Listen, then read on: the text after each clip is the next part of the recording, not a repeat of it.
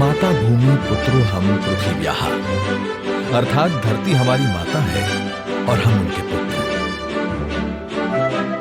माता और पुत्र के इस रिश्ते का पवित्र सेतु यानी प्राकृतिक कृषि। प्राकृतिक कृषि प्रक्रिया में धरती का अमृत, जीवामृत।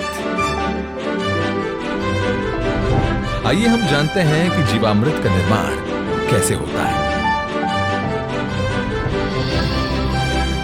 प्रयोगों से पता चला है कि 10 किलोग्राम गोबर के साथ गौमूत्र, गुड़ एवं 2 डले चीजों का आटा या बेसन आदि मिलाकर यदि उसका प्रयोग किया जाए तो चमत्कारिक परिणाम मिलते हैं, जिसका नाम रखा गया जीवामृत। जीवामृत निर्माण के लिए जरूरी सामग्री देखते हैं। 10 किलोग्राम देसी गाय का गोबर, 8 से 10 लीटर देसी गाय का मूत्र, 1.5 से 2 किलोग्राम गुड़, 1.5 से 2 किलोग्राम बेसन, 180 लीटर पानी, मुट्ठी भर पेड़ के नीचे की मिट्टी। आसानी से उपलब्ध इन सामग्री से जीवामृत बनाने की विधि भी इतनी सरल है कि कोई भी किसान इसे अपने आप बना सकता है। इन सामग्री में से गुड़, बेसन एवं गोबर को पानी या तो गौमूत्र का उपयोग करके ठीक से मसल कर लिक्विड जैसा बना लें। अब इन सामग्रियों को एक ड्रम में डालकर उसे लकड़ी के एक डंडे से घोलना है। ठीक से घोलने के बाद जीवामृत बनने के लिए 2 से 3 दिन तक छाया में रख देना है।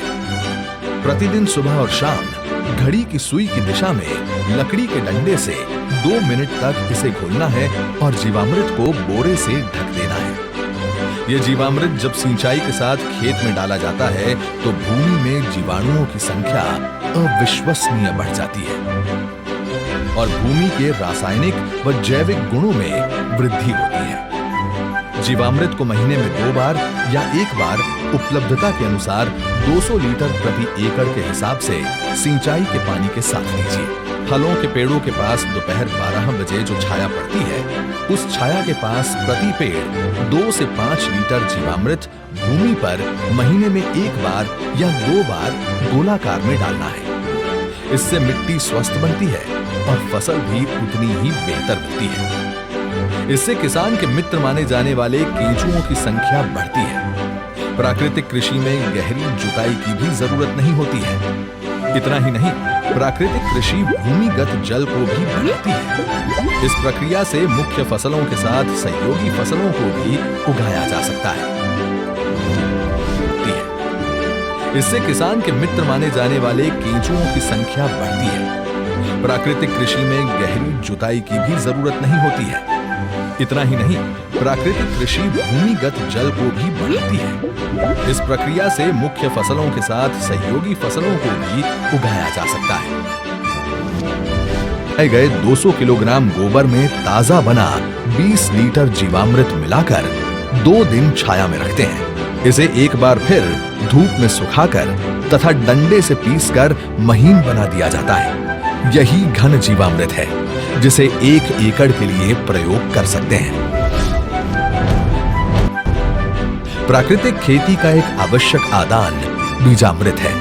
बीजामृत जहां बीज को बीज जनित रोगों से बचाता है, वहीं इसकी अंकुरण क्षमता को अद्भुत रूप से बढ़ाता है। देसी गाय के 5 किलोग्राम गोबर, 5 लीटर गौमूत्र, 50 ग्राम बुझा हुआ चूना और थोड़ी सी मिट्टी को 20 लीटर पानी में मिलाकर बीजामृत बनता है। एक रात रखने के बाद इसमें 100 किलोग्राम बीज का संस्कार किया जाता है। इसके 1 दिन बाद संस्कारित बीज बुआई के लिए तैयार हो जाता है। आच्छादन प्राकृतिक खेती का एक महत्वपूर्ण नियम है।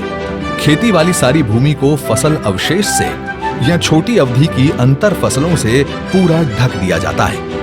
आच्छादन भूमि में नमी बनाए रखता है तथा वातावरण से नमी को खींचकर खेती हेतु पानी की खपत को भी अद्भुत रूप से घटाता है। जीवाणुओं एवं केंचुओं की गतिविधियों को बढ़ाता है, खरपतवार को नियंत्रित करता है तथा अंत में विघटित होकर जमीन से कार्बन उत्सर्जन को रोककर भूमि के जैविक कार्बन क्षमता को बढ़ाता है।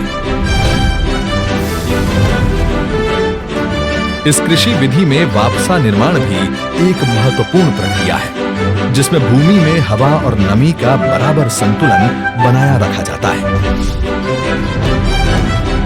प्राकृतिक कृषि विधि केवल भूमि की उत्पादन क्षमता को ही नहीं बढ़ाती है, बल्कि ये कीट एवं बीमारियों की रोकथाम के लिए भी एक प्रभावी विकल्प देती है।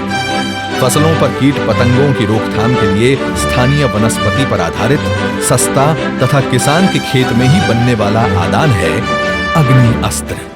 5 किलोग्राम नीम या अन्य स्थानीय पौधा जिसे गाय नहीं खाती के पत्ते, 20 लीटर देसी गाय का मूत्र, 500 ग्राम तंबाकू पाउडर, 500 ग्राम हरी मिर्च तथा 50 ग्राम लहसुन के पेस्ट को मिलाकर धीमी आंच में उबालकर 48 घंटे के लिए रखा जाता है। सुबह शाम 2-2 मिनट के लिए घोलें। इस घोल को 6 लीटर प्रति 200 लीटर पानी में मिलाकर 1 एकड़ में छिड़काव करते हैं। नीमास्त्र, ब्रह्मास्त्र, दशपर्णी अर्क इत्यादि भी कीट पतंगों की रोकथाम के लिए उपयोग में लाए जाते हैं। इसी तरह खट्टी लस्सी, कंडी, सौठास्त्र इत्यादि प्रभावी रूप से विभिन्न बीमारियों के निवारण के लिए प्रयोग में लाए जाते हैं। प्राकृतिक कृषि से देश में नई ऊर्जा का संचार हो रहा है। आइए आजादी के अमृत महोत्सव में मां भारती की धरा को रासायनिक खाद और कीटनाशकों से मुक्त करने का संकल्प करें। दुनिया को स्वस्थ धरती, स्वस्थ जीवन का रास्ता दिखाया। आज देश ने आत्मनिर्भर भारत का सपना समझा है। आत्मनिर्भर भारत तभी बन सकता है जब उसकी कृषि आत्मनिर्भर बने, एक किसान आत्मनिर्भर बने। और ऐसा तभी हो सकता है अप्राकृतिक खाद और दवाइयों के बदले हम मां भारती की मिट्टी का संवर्धन गोवर्धन से करें, प्राकृतिक तत्वों से करें। हर देशवासी हर चीज के हित में, हर जीव के हित में प्राकृतिक खेती को जन आंदोलन बनाएंगे। आजादी के अमृत महोत्सव के इस शुभ अवसर पर वर्तमान खेती की दशा एवं दिशा हेतु माननीय प्रधानमंत्री जी का ये अति महत्वपूर्ण आह्वान है। देश के लाखों किसानों ने इस विधि को स्थापित कर दिया है। गुजरात प्रदेश का डांग जिला तो पूरा ही प्राकृतिक खेती जिला घोषित कर दिया गया है। देश के कई गांव आज इस ओर परिवर्तित हो रहे हैं, क्योंकि इससे किसानों के जीवन में उन्नति आ रही है। मेरा नाम सत्या है। ये मेरे 150 पौधा है जिसमें मैं प्राकृतिक खेती की स्प्रे कर रही हूँ। अगर जहरीली स्प्रे हम दुकानों से खरीद के करते थे तो उससे हमारे खर्चा ज़्यादा आता था, पैसा भी ज़्यादा लगता था, और इसमें हमारे को खर्चा भी कम है और फल भी अच्छा बन रहा है, जिसके लिए हमें यूरिया डालने की कोई ज़रूरत नहीं है इसमें।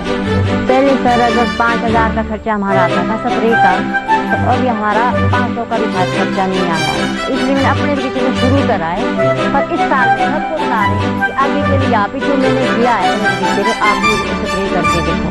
दिल खुश हो जाता है जब अपनी फसल इस तरह से अच्छे से आए तो दिल भी खुश हो जाता है। प्राकृतिक खेती के तरीकों को अपनाने से फसल की उपज में बढ़ोतरी हुई है, मिट्टी की गुणवत्ता में सुधार हुआ है, धरती माता सुखी है। उसे लगता है कि किसान ने बेहतर तरीके से उसका ध्यान रखा है और उसके लिए उसे अच्छा भोजन और अच्छी उपज लौटानी चाहिए। कोविड જેવી મહામારીની પરિસ્થિતિમાં લોકોને એક સમજ આવી કે જો આપણું ખોરાકમાં શુદ્ધિકરણ હશે તો જ આપણે બચી શકાશે। તો હવે એ લોકો સમજવા મળ્યા છે, લોકો ઉપભોક્તા સમજવા મળ્યા છે કે આપણે પ્રાકૃતિક ખોરાક ખાવો છે તો ત્યાં આપણે ભાવ પણ મળે। तो हमारा पैसा भी बचा और टाइम भी बच रहा है, और हमारी जो है खेती का, हमारी धरती माँ का स्वास्थ्य भी अच्छा हो रहा है, और उसके साथ साथ हमारा भी स्वास्थ्य अच्छा हो रहा है।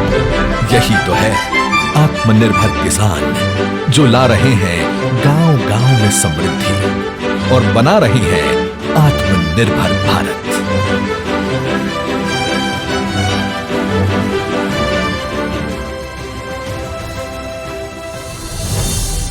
प्राकृतिक कृषि, आत्मनिर्भर भारत के आत्मनिर्भर किसान की खुशी।